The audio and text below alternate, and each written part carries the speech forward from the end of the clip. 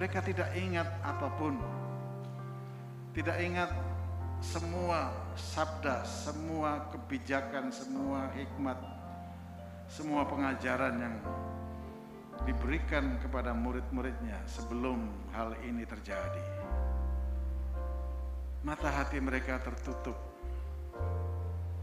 Mereka tidak mampu mengingat, melihat,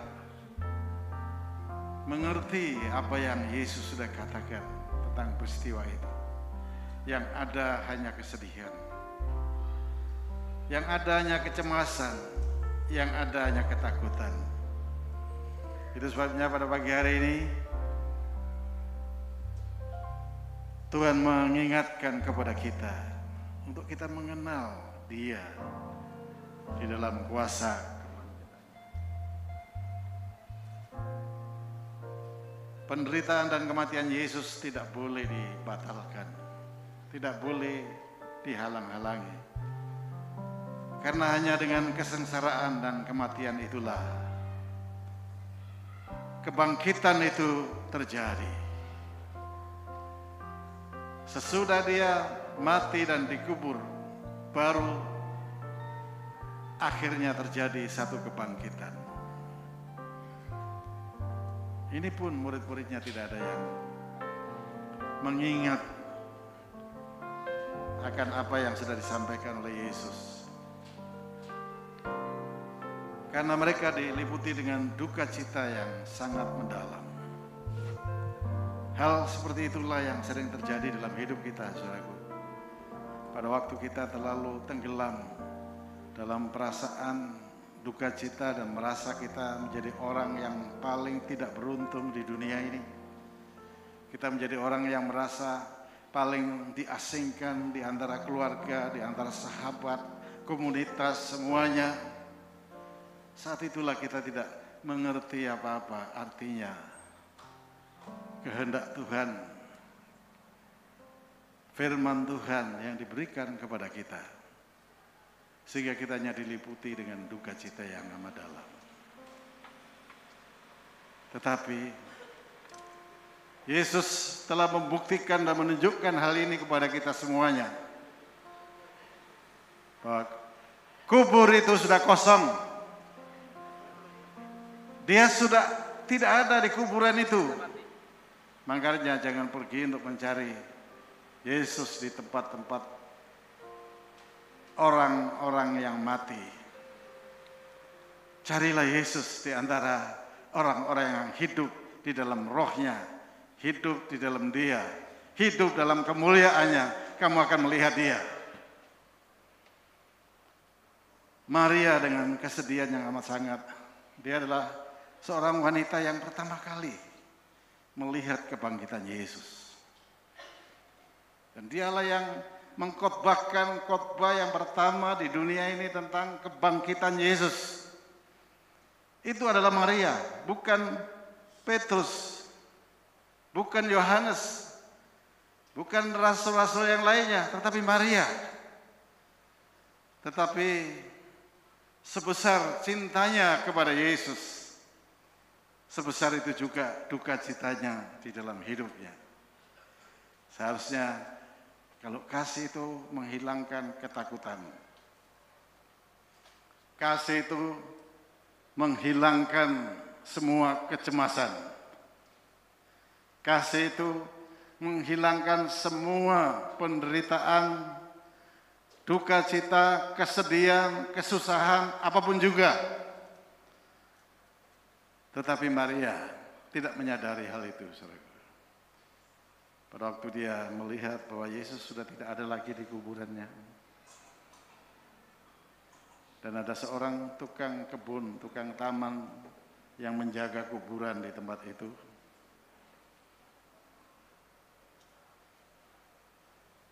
Maria menyalahkan dia. Dia pikir orang ini yang mengambil mayat Yesus dan menyembunyikannya.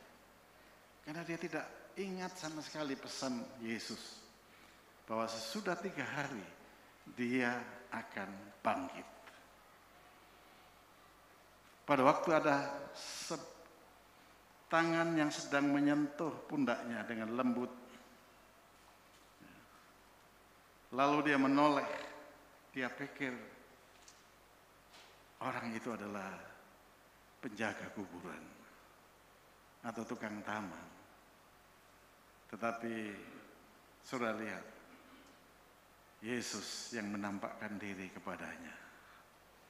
Pada waktu namanya dipanggil, Maria, Maria dengan lembut, baru dia tahu orang yang dikira penjaga taman itu ternyata adalah Yesus yang dia cintai, Yesus yang dia cari.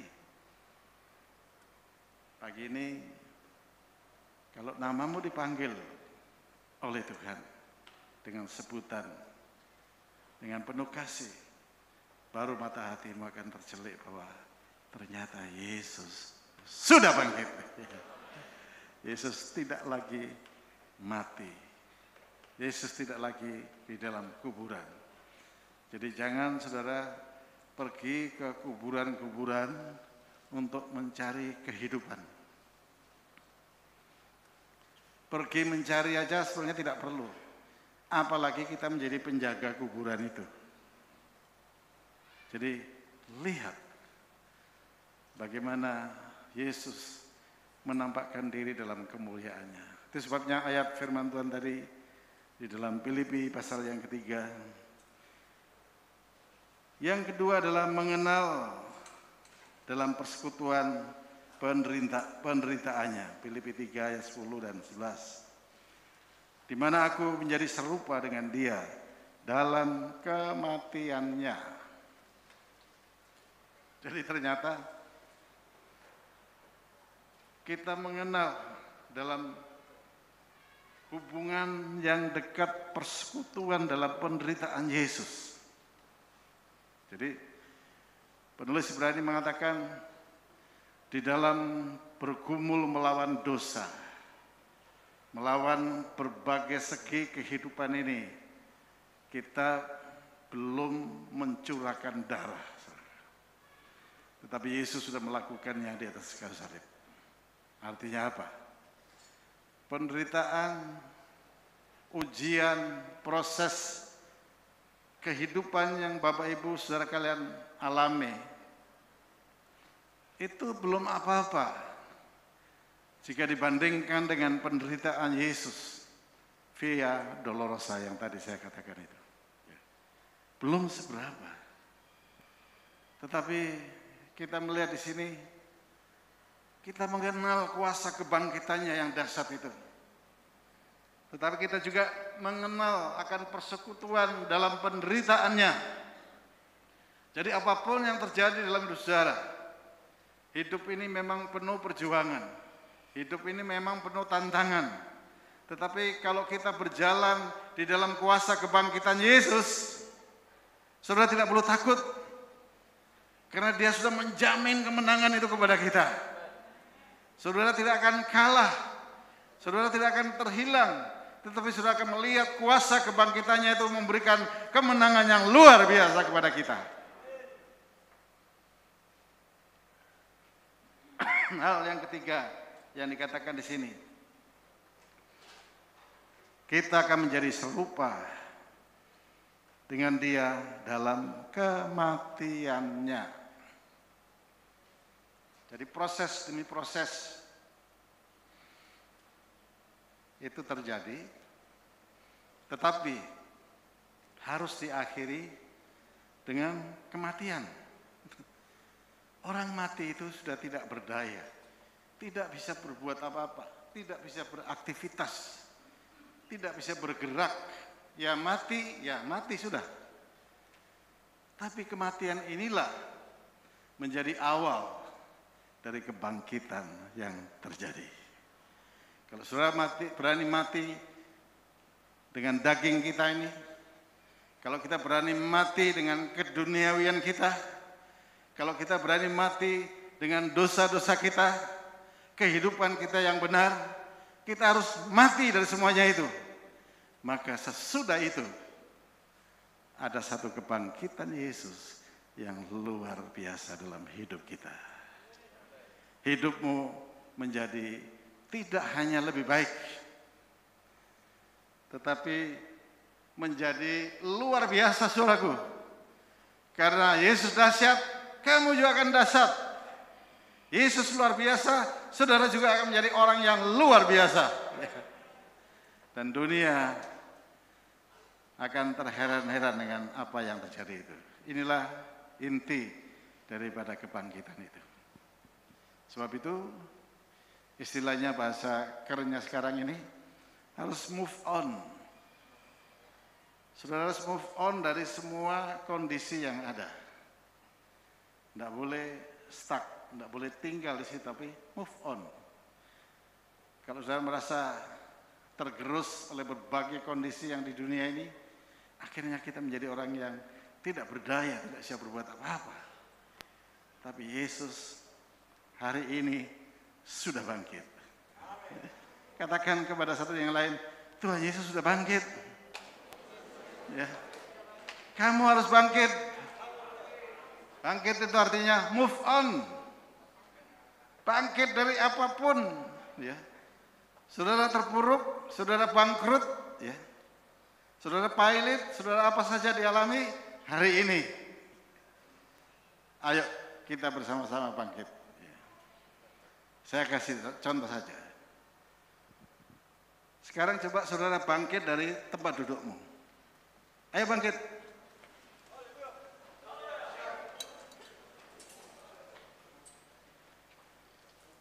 Ya, duduk lagi saudara.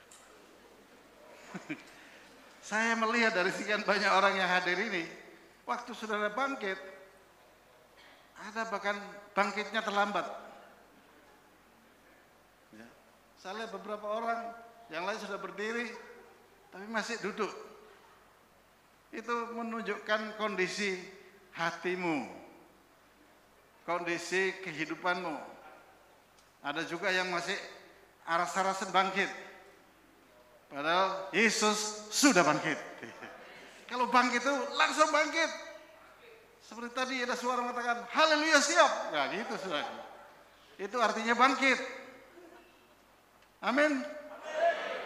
Jadi jangan ada yang, aduh bangkit. Anak-anak duduk suruh ngadeg mana ya. Enak duduk suruh berdiri. Ya. Coba sekarang saudara bangkit. Ya lain ya.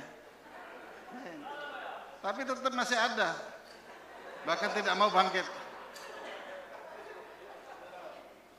Ya duduk lagi. Ini hanya gambaran dalam hidup saudara saja. Ya. Masing-masing menghayati dalam dirinya. Tapi yang jelas saya ingin katakan bahwa hari ini adalah hari kebangkitan Tuhan Yesus. Apa artinya saudara merayakan Paskah? Paskah dari kata Pesa, kemerdekaan, kebebasan. Tetapi kita melihat di sini bahwa kebangkitan ini harus dihayati dalam kehidupan. Itu sebenarnya nasihat Paulus tadi luar biasa, saudara, ya. Sehingga menjadi serupa dengan kematiannya. Jadi kalau belum serupa dengan kematiannya, ayat ini sebetulnya kurang enak. Kalau 2 Korintus pasal 3 ayat 18 itu serupa dengan gambarnya. Serupa dengan kemuliaannya. Tapi tadi saya juga agak terkejut. Dikatakan di sini menjadi serupa dengan dia dalam kematiannya. Banyak di sini kan yang nggak mau mati. Kalau saudara sakit sedikit, apalagi zamannya COVID-19 ini, flu, batuk sedikit, kalau saudara jalan di luar, begitu dites pasti saudara adalah positif. Kalau positif ikut Yesus gak apa-apa. Positif kena COVID. Lalu kita ketakutan. Kenapa takut? Karena takut mati. Siapa yang mau mati di sini? Ada? Gak ada, saudaraku. Begitu sakit, pikiran kita sudah langsung, waduh, sudah mulai menulis surat wasiat. Padahal tidak ada yang bisa ditinggalkan. Wasiat apa yang mau ditulis? Tetapi firman pada pagi hari ini ya, menjadi serupa dengan kematiannya. Mau? Enggak ada yang mau memang. Enggak ada yang jawab kan? Mau? Belum masih tetap. Mau? Mau apa? Menjadi serupa dalam kematiannya. Karena hanya orang yang mati saja yang akan dibangkitkan. Dan dalam 1 Korintus pasal 15 tadi itu dikatakan bahwa kalau Yesus tidak bangkit, percuma kita percaya. Percuma kita mempercayai Dia sebagai juru selamat dalam hidup kita. Tidak ada gunanya. Karena kebangkitannya lah kita beroleh hidup kekal selama-lamanya. Ya. Karena kematiannya yang saudara harus alami dalam hidupmu, maka kebangkitan itu akan menjadi milik saudara. Tidak hanya dibangkitkan dalam kehidupan rohani yang sekarang ini, tetapi kita akan dibangkitkan pada waktu akhir zaman atau waktu saudara sudah mati lebih dulu daripada saya misalnya. Karena apa? Karena kita sudah bersekutu di dalam kematian Yesus. Jadi memang untuk mati itu tidak mudah, saudara. Tapi firman Tuhan hari ini mengajak kita semuanya untuk melihat bagaimana kemenangan, kemerdekaan, kemuliaan Yesus itu dilalui dengan kematian yang ada dalam kehidupannya. Jadi itu sebabnya hari ini kita akan bersyukur. Tadi dari awal sudah diajak bersukacita dalam kebangkitan Tuhan. Kita tidak hanya mengingat, merayakan, tetapi mengambil inti makna daripada kebangkitan itu dalam hidup kita masing-masing. Jadi saya berharap kalau ada di sini yang masih hidup dalam berbagai tekanan karena ujian, penderitaan, kesengsaraan yang saudara alami, mulai hari ini katakan pada jiwamu, hai, coba tepuk dada saudara, sebut namamu sendiri. Hai, siapa namamu? Hari ini kamu bangkit. Hari ini terima kebangkitan Yesus. Kamu harus hidup dalam roh dan kehidupan dalam kemuliaannya. Haleluya. Kemuliaan bagi nama Yesus. Mari kita bertepuk tangan, bersorak-sorai dalam kebesaran dan kemuliaannya. Yang kedua, saudaraku, oleh karena kebangkitan Yesus itulah besok hari Senin, besok ya dia, tanggal 18, Gereja Jalan Suci ini memperingati 20 tahun, saudara. Sebetulnya mestinya kita besok datang lagi di sini, tapi agak sulit untuk mendatangkan saudara, ya. Karena masing-masing sudah punya tugas dan pekerjaan.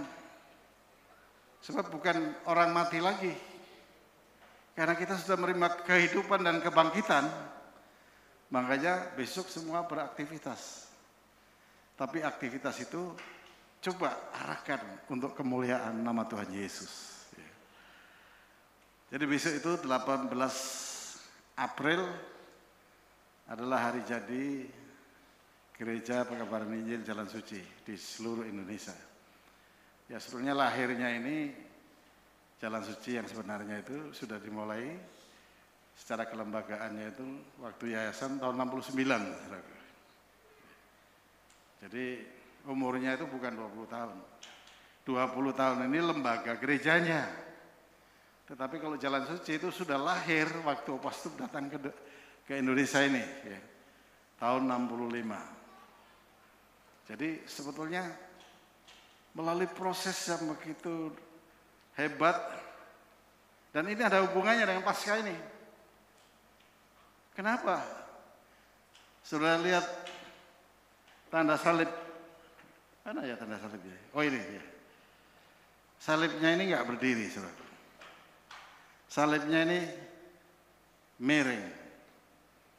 Waktu Yesus berjalan di Via Dolorosa tadi itu, mikul salib. Bagaimana cara dia mikulnya, saudara? Salibnya dipanggul begini, tidak ditaruh di sini sambil jalan. Dia harus tertatih-tatih memikul salib yang berat itu sampai ke Bukit Joljuta. Ini supaya tahu kenapa sih Jalan Suci ini kok paling aneh sendiri di dunia. Ya. Seluruh dunia tuh gereja orang Kristen kalau salib itu pasti berdiri. Ya. Waktu saya di Korea Selatan, saya lihat kalau malam gedung-gedung itu yang kelihatan tuh hanya salib-salib saja. Karena mereka salibnya dipasang lampu merah gitu. Jadi saya ingat ini kuburan massal gitu ya. Ya kita tahu salib tidak hanya dipakai sebagai tanda di gereja, tapi juga dipakai di kuburan-kuburan. Lalu kenapa Jalan Suci kok pakai salib yang seperti itu? Karena visi misi yang diterima dari sejak awal, tahun-tahun yang saya bilang tadi 63, 64, 65, 66, 67 ya. Dan mereka menjadikan ini sebagai jalan. Jadi salibnya itu adalah yang dikatakan ikutlah aku, ikutilah jalan salib. Jadi kalau gambaran salib ini berdiri, kita tidak bisa memanjat. Jalan itu harus rata atau miring sedikit untuk dipikul, tapi rata untuk dilewati. Yesaya 35, ada sebuah jalan raya yang disebut Jalan Suci. Orang-orang Pandil, kita tahu orang Pandil itu apa? Orang Manado bilang itu adalah orang-orang yang seno. Orang seno itu yang kurang 1 ons. Orang-orang Pandil, orang-orang yang tidak kudus hatinya, orang-orang yang tidak benar hidupnya, tidak boleh lewat di jalan suci itu. Itu ayatnya begitu, saudara. Makanya kalau banyak orang lari dari jalan suci karena mereka nggak tahan. Jadi kalau ada yang keluar, ada yang menyimpang dari jalan ini, anggap saja, saudaraku, oh mungkin orang itu pandil ya. Ya mungkin ya. Saudara mau keluar, silakan, tapi kamu adalah orang pandil. Karena tidak layak ada di jalan suci. Jadi ini adalah jalan salib, jalan kebenaran, akulah jalan kebenaran dan kehidupan, kata Yesus. Hanya orang yang lewat jalan yang ditentukan oleh Tuhan inilah yang bisa diselamatkan dan memperoleh hidup yang kekal untuk yang selama-lamanya. Haleluya. Kemarin waktu kami pra persidangan nasional, ada satu peserta yang katakan, usul supaya diseragamkan, nanti kalau ada yang mati, kuburannya itu salibnya jangan berdiri. Salibnya itu dibuat miring juga, katanya. Saya nggak jawab waktu itu ya, karena saya tidak mau mengecewakan hatinya. Padahal kalau kita lihat, di setiap kuburan itu, tanda salib itu berdiri. Itu tandanya apa, saudara? Bahwa di sini sudah dimakamkan seorang hamba Tuhan yang bernama Budi, ya, misalnya itu contohnya. Lahir tanggal sekian, wafat tanggal sekian. Itu tanda salib yang di situ, tandanya bahwa dia sudah tiada, sudah tidak ada lagi, sudah selesai. Saudara masih ingin pakai tanda salib berdiri yang di kuburan itu. Jadi sebenarnya bagi saya Ya nggak apa-apa lah, itu kan hanya sebagai tanda bahwa orang itu sudah tidak beraktivitas lagi, sudah selesai hidupnya. Ya kalau mau dibuat lagi salib bering, bagaimana caranya di situ, saudara? Pasti ada kesulitan, ya. Jadi itu hikmat yang saya dapatkan waktu itu, dan saya percaya bahwa jalan salib, jalan suci besok itu 20 tahun, saudara. Dan saya berharap di dalam yang ke-20 ini saya sudah buat surat pengembalaan kepada mereka semuanya bahwa inilah umur di mana semua harus terjadi satu kebangkitan di seluruh gereja-gereja jalan suci di seluruh Indonesia. Ya, mereka harus bangkit dari kematian, bangkit dari kesengsaraan, bangkit dari semua apa yang mereka alami. Karena saya melihat banyak jemaat-jemaat yang